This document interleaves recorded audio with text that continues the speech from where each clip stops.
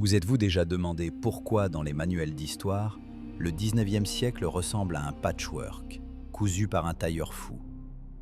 On vous dit que c'est à ce moment-là que les peuples ont soudainement pris conscience de leur identité, inventé des drapeaux, des hymnes et des frontières.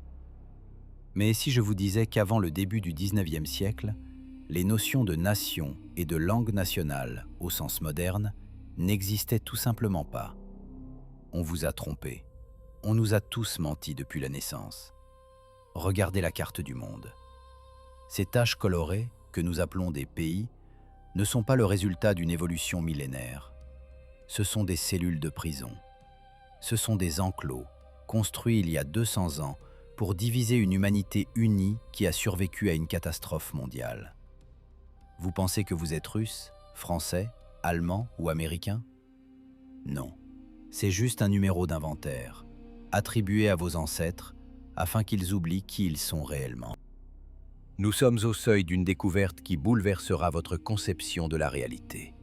Êtes-vous prêt à découvrir pourquoi toutes les encyclopédies du monde ont été réécrites du jour au lendemain?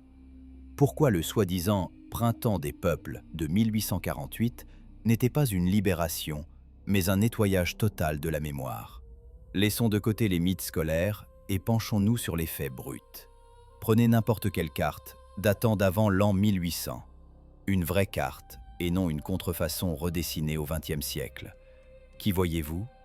D'immenses territoires sans frontières claires, des empires qui se fondent les uns dans les autres, et une tache blanche gigantesque que les cartographes signaient pudiquement Grande Tartarie ou Grande Tataria.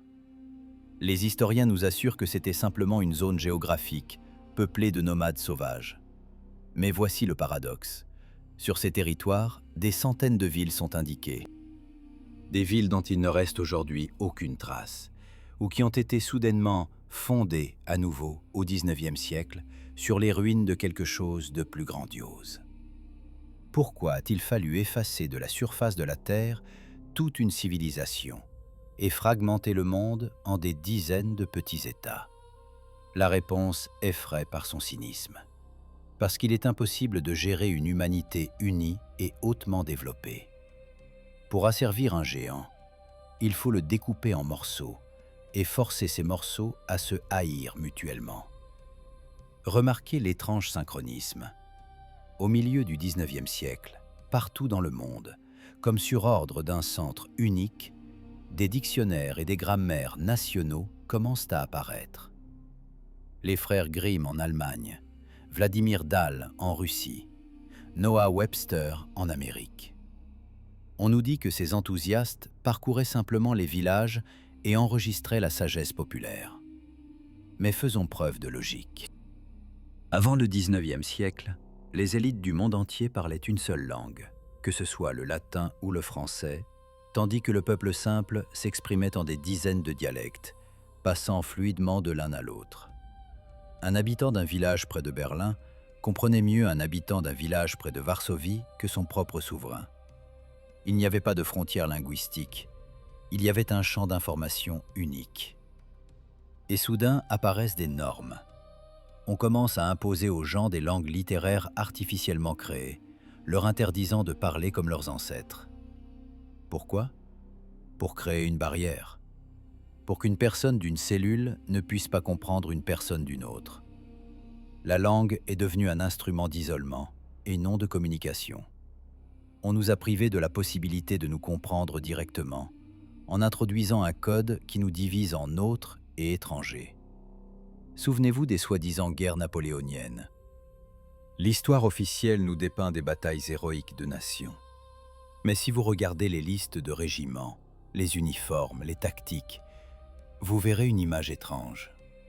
Les soldats de différentes armées ennemies sont souvent vêtus presque identiquement, utilisent la même arme, les mêmes règlements. Et le plus important, ils ne comprennent souvent pas pourquoi ils se battent. Il existe une théorie, corroborée par l'analyse de la logistique et de l'approvisionnement de l'époque, que ce n'était pas une guerre de pays. C'était une opération punitive, un nettoyage de territoire. Une armée mondiale unique, qui s'est ensuite scindée en garnisons nationales, réprimait les foyers de résistance après un certain cataclysme global. Les villes ne brûlaient pas à cause des boulets de canon. Regardez les gravures de l'incendie de Moscou de 1812. Les bâtiments en pierre s'écroulent en poussière, comme d'une explosion dirigée, et non à un incendie. C'était une guerre contre les vestiges de l'ancienne civilisation. Et quand la fumée s'est dissipée, il fallait donner une nouvelle légende aux survivants. On leur a dit « Vous êtes maintenant une nation. Voici votre drapeau, voici votre langue, voici vos ennemis au-delà de la rivière. » Et les gens ont cru, parce qu'ils n'avaient pas le choix. Le nationalisme du 19e siècle est un construit artificiel. C'est un logiciel, téléchargé dans la conscience des gens ayant perdu la mémoire. Regardez l'architecture des bâtiments gouvernementaux de cette période. Les capitoles en Amérique, les parlements en Europe, les cathédrales en Russie. Ils sont tous construits dans le même style, antique. Colonnes, coupoles, portiques. On nous dit que c'est du néoclassicisme, que c'était une mode. Mais pourquoi cette mode était-elle identique à Washington, Saint-Pétersbourg, Londres et même en Australie? Pourquoi les technologies de construction de ces bâtiments dépassent-elles les capacités des outils primitifs de l'époque? La réponse est simple. Ce n'est pas une construction nouvelle. Ce sont des bâtiments administratifs rescapés d'un empire mondial unique, que les nouvelles autorités ont simplement saisis, restaurés et sur lesquels elles ont apposé leurs plaques. Ils se sont appropriés l'héritage de la Tartarie, le renommant antiquité ou classicisme, afin de cacher que ces bâtiments se trouvaient là bien avant l'apparition des nations elles-mêmes. On nous a fait croire que nous avions construit cela de nos propres mains, à l'aide d'un marteau et d'un ciseau, alors même que les grues modernes peinent à manipuler de tels blocs. C'est une falsification globale, dont nous commençons seulement à prendre conscience de l'ampleur. Et ce n'est que la pointe de l'iceberg.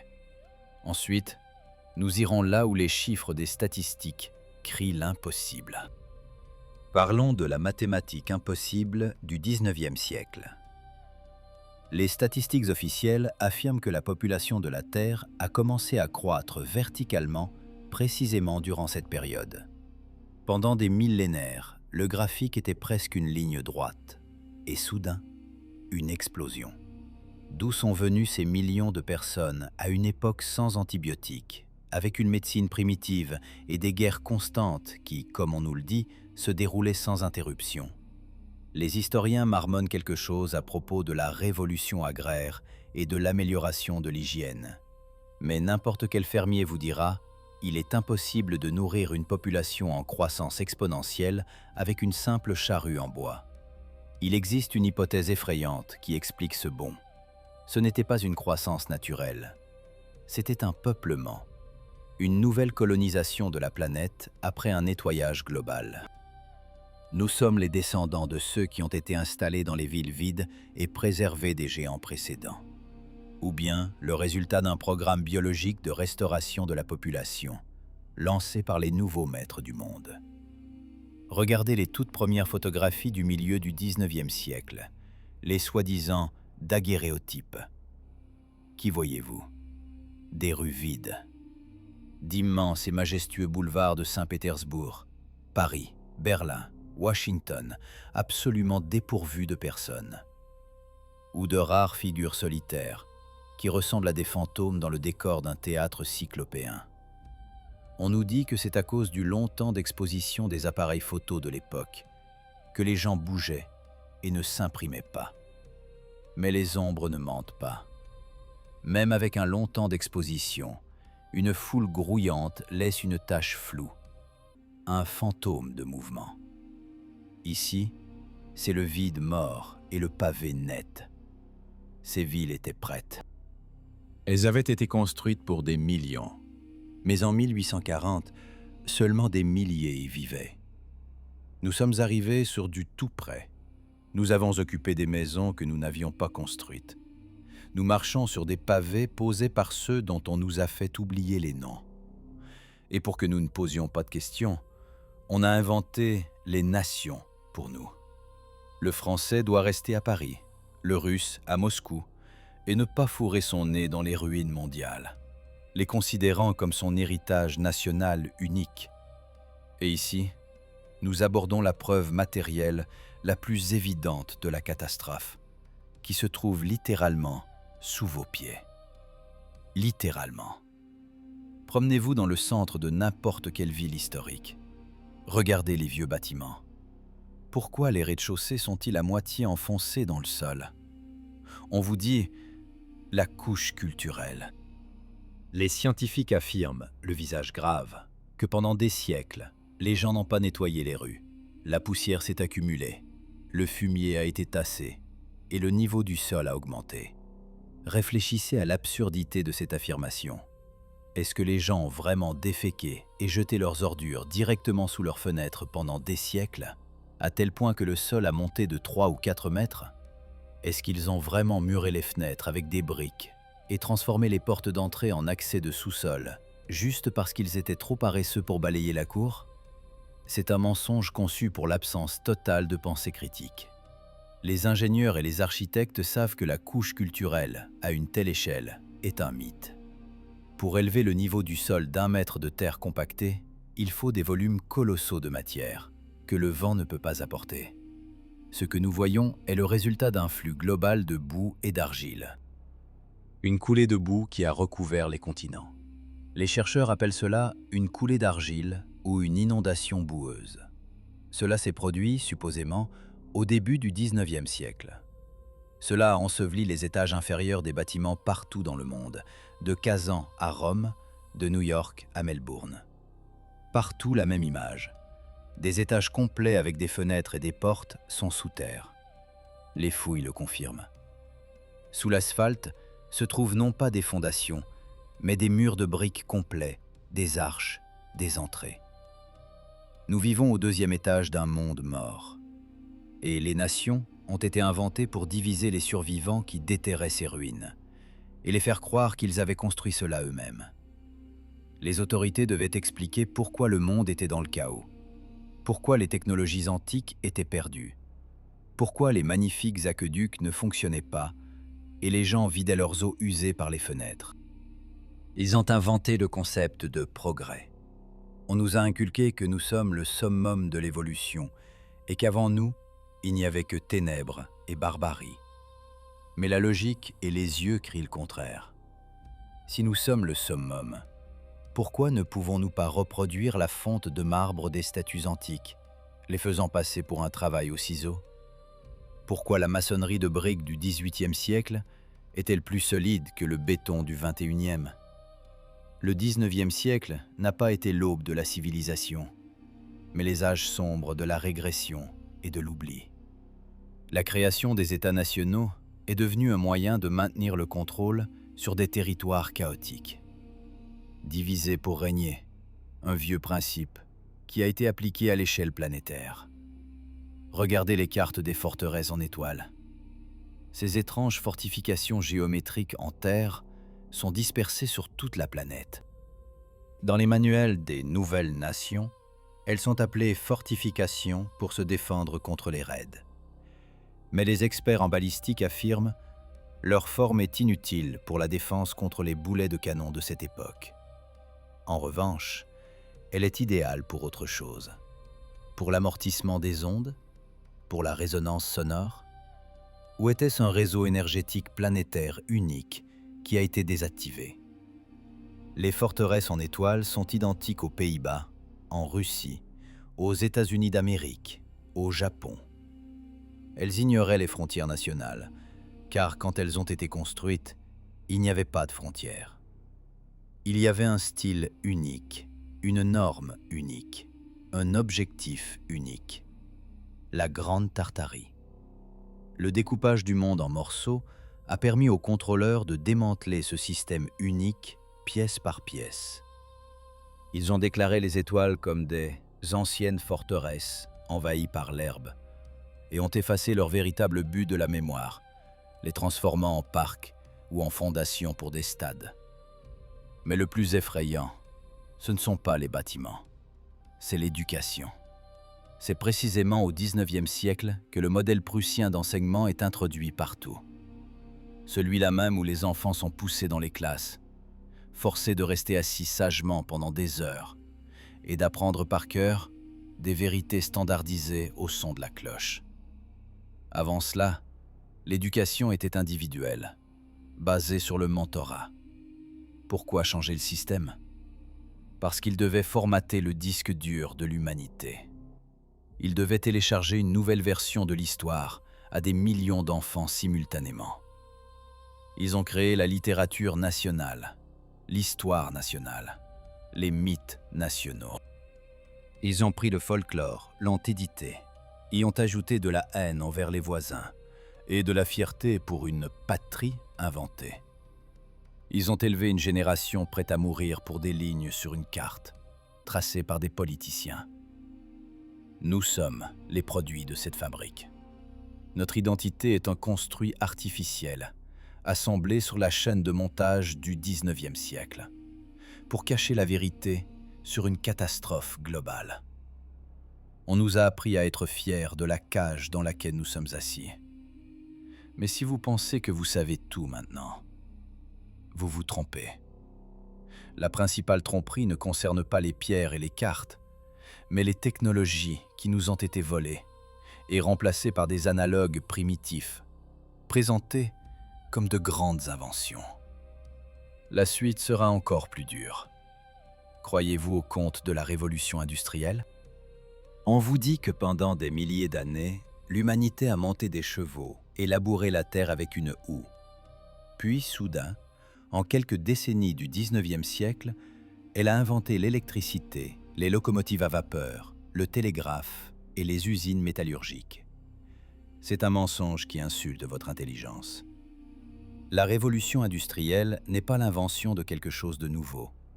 C'est une opération à grande échelle de récupération et d'utilisation primitive des restes de technologie d'une civilisation plus avancée.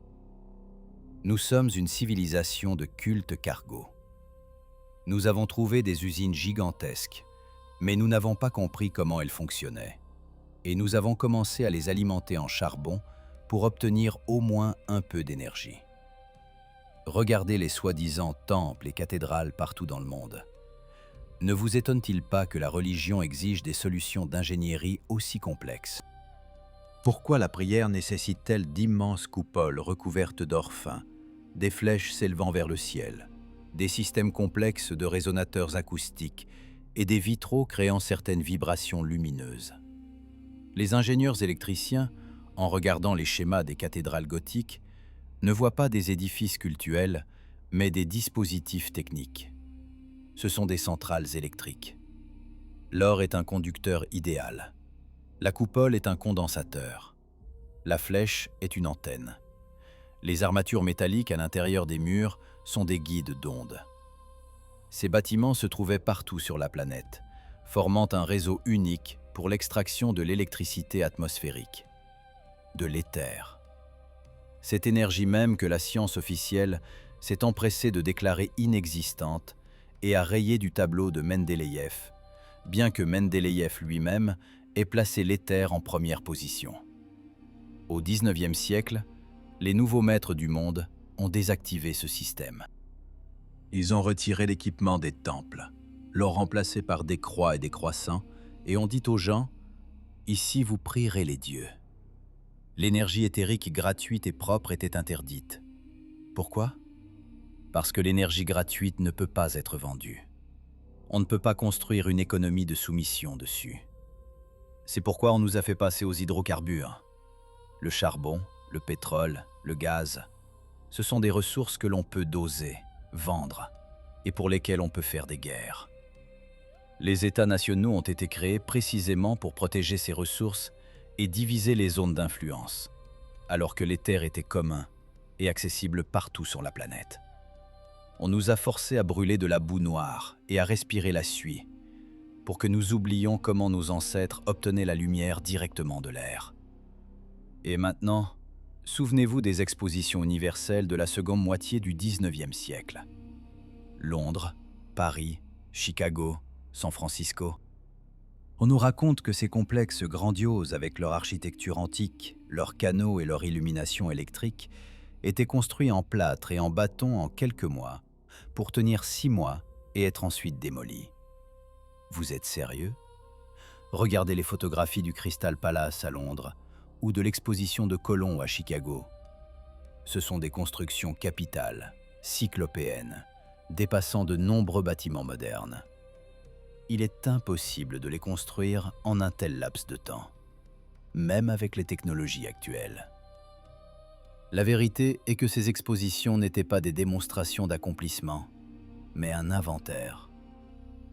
Les élites ouvraient les quartiers des villes de Tartarie ayant survécu à la catastrophe, y rassemblaient les artefacts trouvés, les montraient au public comme de nouvelles inventions, puis détruisaient les preuves.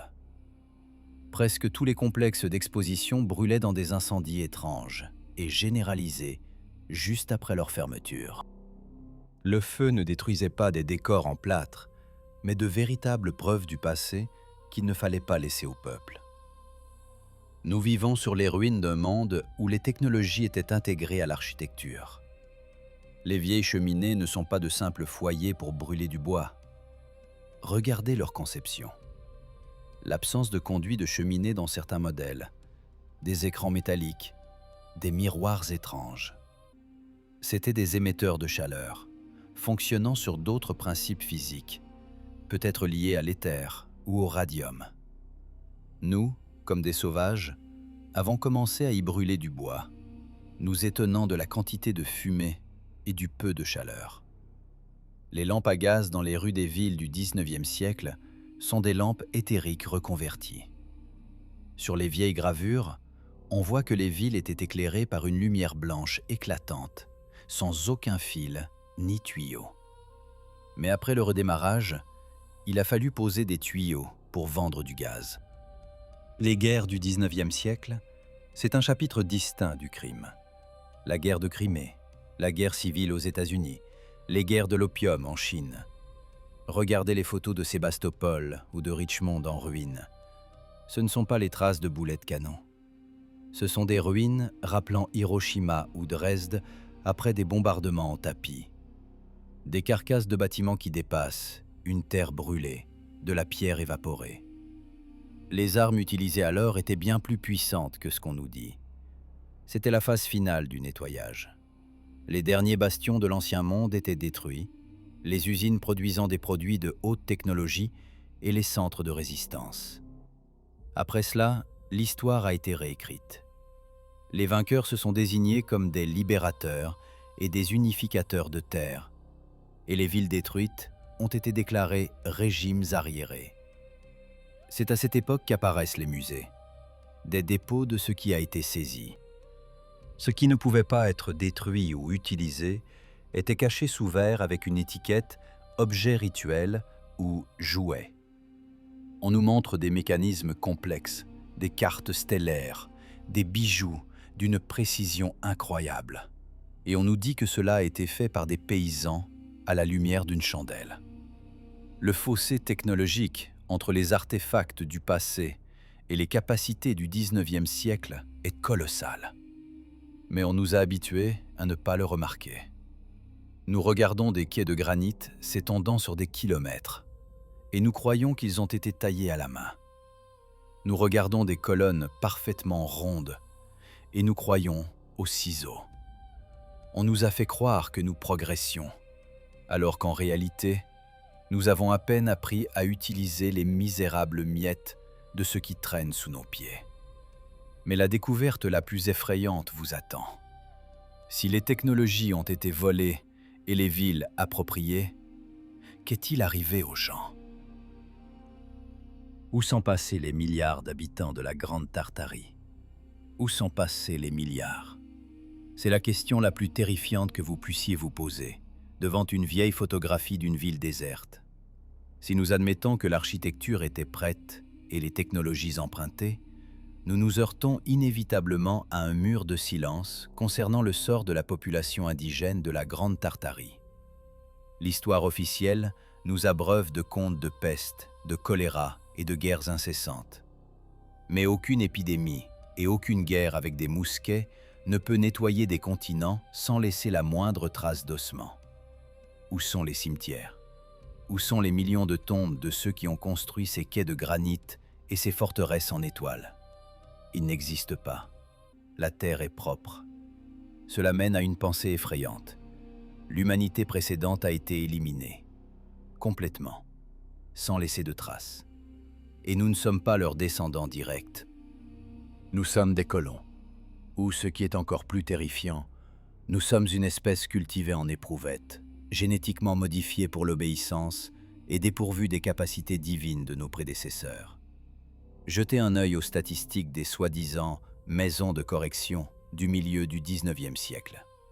Moscou, Saint-Pétersbourg, Londres, Paris. Des dizaines, des centaines de milliers de nourrissons y entraient chaque année. Les historiens les appellent des « enfants trouvés » et l'expliquent par la pauvreté et la débauche. Mais réfléchissez, d'où une population pauvre, qui aurait prétendument périssé de faim, tirait-elle une ressource reproduction aussi colossale? Et où sont passés leurs parents?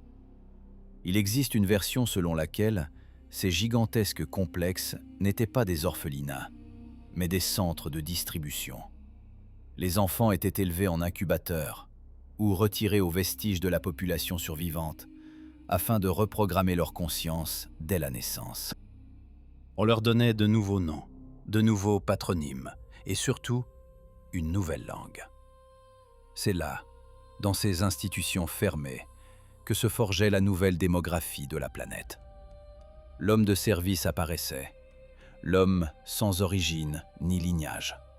Un rouage idéal pour le nouveau système des États nationaux. Et c'est ici que nous abordons l'instrument principal de division, bien plus puissant que toutes les frontières et les douanes. C'est la langue. On nous a appris que la langue est un moyen de communication naturel, qui a évolué pendant des millénaires. C'est un mensonge. Les langues que nous parlons aujourd'hui sont des codes artificiels, introduits au XIXe siècle. Avant la catastrophe, l'humanité possédait un système linguistique unique, voire un mode de communication allant au-delà des vibrations sonores, télépathiques ou imagées. Les gens transmettaient non pas des mots, mais des images mentales. C'était un système d'échange d'informations instantané, un Internet informationnel unique, intégré à la biologie. Les bâtisseurs de la tour de Babel, ce n'est pas un mythe biblique de l'Antiquité profonde, c'est une chronique des événements du XIXe siècle.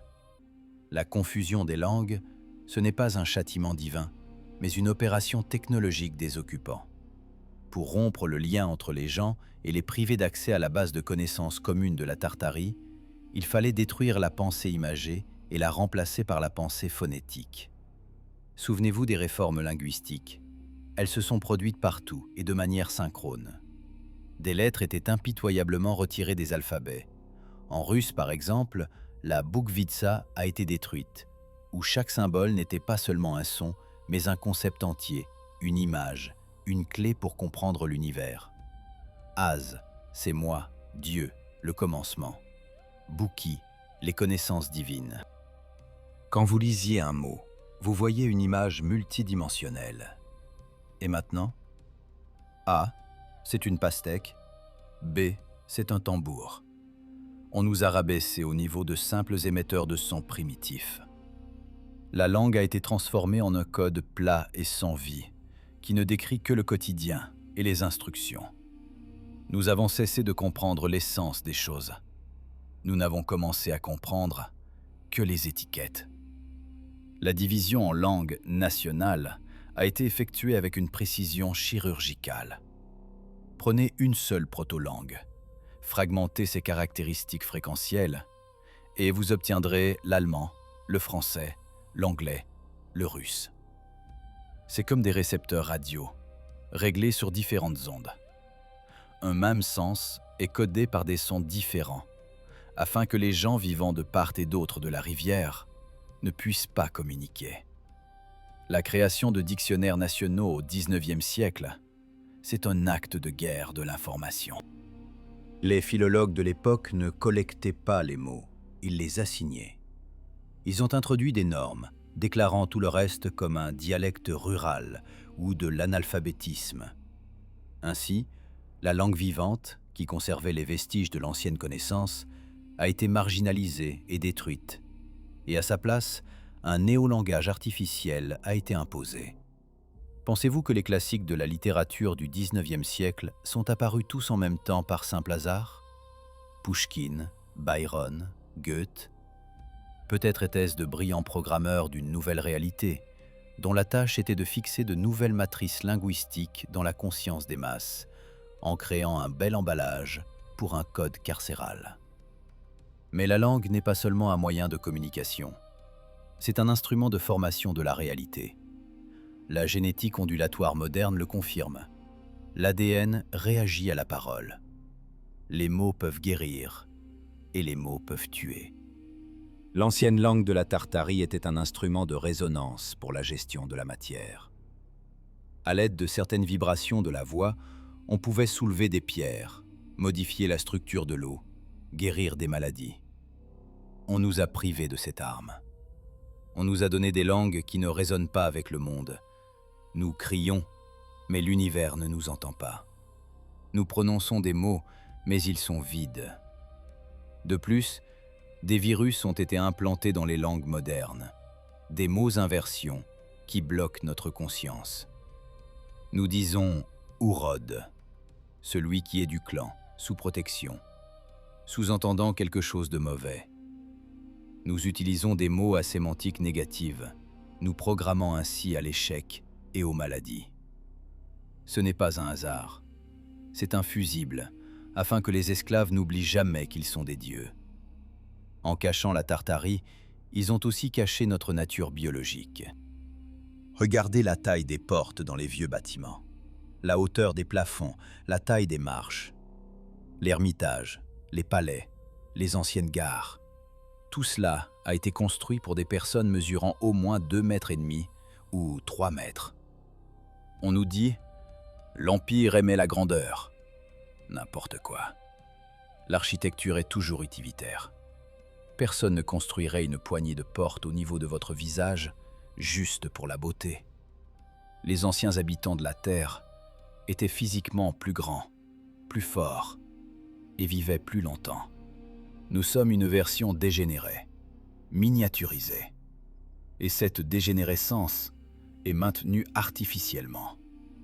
Le changement de pression atmosphérique, qui était autrefois plus élevé, ce que confirment les bulles d'air dans l'ambre ancien, et de la composition de l'air, a conduit à une diminution de la taille et à un raccourcissement de la vie. Mais la médecine du XIXe siècle a joué le rôle principal. L'introduction de vaccinations de masse, à commencer par la variole, l'utilisation du mercure et du plomb dans les traitements, tout cela visait la suppression de la génétique, au blocage de la glande pinéale, notre organe de connexion avec le champ éthérique. On ne nous a pas seulement divisés par des frontières, on nous a divisés à l'intérieur de notre propre corps, en rompant le lien entre l'hémisphère droit et l'hémisphère gauche du cerveau. La logique, gauche, et l'intuition, droite, ont été artificiellement opposées l'une à l'autre par le système d'éducation et la langue. On nous a imposé la dualité du monde, le bien et le mal, nous et eux, le matériel et le spirituel. En Tartarie, le monde était un tout. Au XIXe siècle, il a été scié en deux. La création des nations n'était que le contour extérieur de cette opération. Le mur principal a été érigé à l'intérieur du crâne de chaque individu. On vous a forcé à vous identifier à un morceau de terre, à un drapeau, à un ensemble de sons que vous appelez « langue maternelle », afin que vous ne vous sentiez jamais citoyen de l'univers. Et portez attention à la chronologie. Le milieu du XIXe siècle est le point de non-retour. Avant ce moment, les dates flottent, les événements se doublent, les rois règnent 100 ans. La chronologie de Scaliger-Petavius, que nous apprenons à l'école, a été définitivement approuvée et introduite à ce moment-là. Il devait allonger l'histoire, inventer les âges sombres, l'Antiquité, le Moyen-Âge, pour combler le vide créé après l'effacement de la mémoire de la Tartarie. Ils ont étiré les événements, inventé des dynasties qui n'existaient pas et des guerres qui n'ont pas eu lieu, pour cacher le fait que la catastrophe s'est produite littéralement hier. Votre arrière-grand-mère aurait pu connaître ce monde, mais sa mémoire a été effacée, ou elle a été remplacée par une orpheline de l'incubateur. Nous vivons dans une réalité qui n'a que 200 ans, mais qui est maquillée en vieille femme millénaire. Tout ce spectacle de costumes nationaux, de chants populaires et de traditions anciennes, c'est un carnaval organisé par l'administration de la colonie pour divertir les prisonniers et leur donner un faux sentiment d'enracinement. Mais le système a échoué. La pierre crie. La mémoire génétique se réveille. Nous regardons des cartes sans frontières et nous ressentons la douleur fantôme d'une grandeur amputée. Nous entendons des mots familiers dans des langues étrangères et nous comprenons que ce sont des fragments d'un même vase. Nous voyons des flèches qui ne sont pas des croix, mais des antennes, et nos mains se souviennent comment allumer cette lumière. Ils nous ont volé l'espace en le divisant en pays. Ils nous ont volé le temps en falsifiant le calendrier. Ils nous ont volé le pouvoir des mots en nous donnant des codes muets. Mais ils n'ont pas pu nous voler notre intuition, ce vague sentiment d'anxiété qui vous saisit lorsque vous lisez un manuel d'histoire. Vous ressentez le mensonge dans votre chair. Et maintenant que nous avons décortiqué le mécanisme de la tromperie, que nous avons compris comment nous avons été diminués, divisés et assourdis, il reste la dernière et la plus importante question. Qui sont-ils ? Qui sont ces architectes de la nouvelle réalité qui sont arrivés sur les ruines, nous ont vêtus des robes des nationalités et nous ont forcés à jouer dans ce théâtre cruel ?